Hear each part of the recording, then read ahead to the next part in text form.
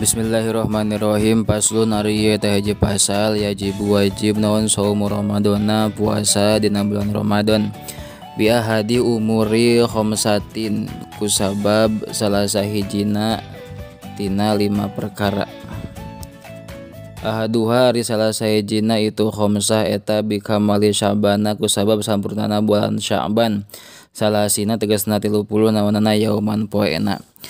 Wasaniha jeung ari nomor kaduana itu khamsah eta biru yati hilalin kusabab ningalina kana hilal kana tanggal atawa bulan fi hakiman dihakna jalma roa anu ningali itu siman hu kana itu hilal wa ing kana jeung sanajan bukti itu siman teh eta fasikun jalma fasik.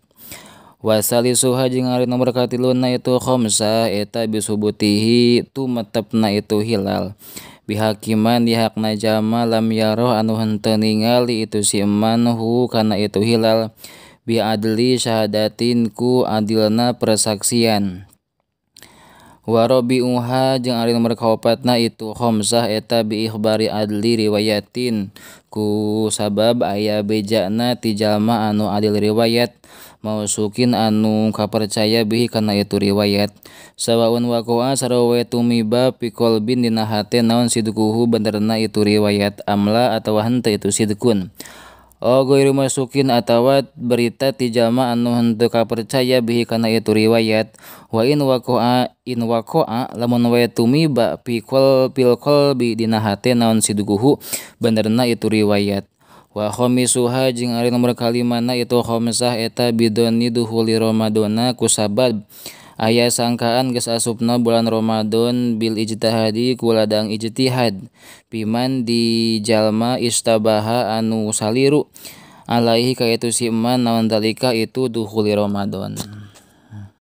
Paslun ari ieu eta hiji pasal surutu syahatihi ari pirang-pirang syarat sahna itu puasa. Saum eta arba'atu asya'a aya 4 pirang-pirang perkara.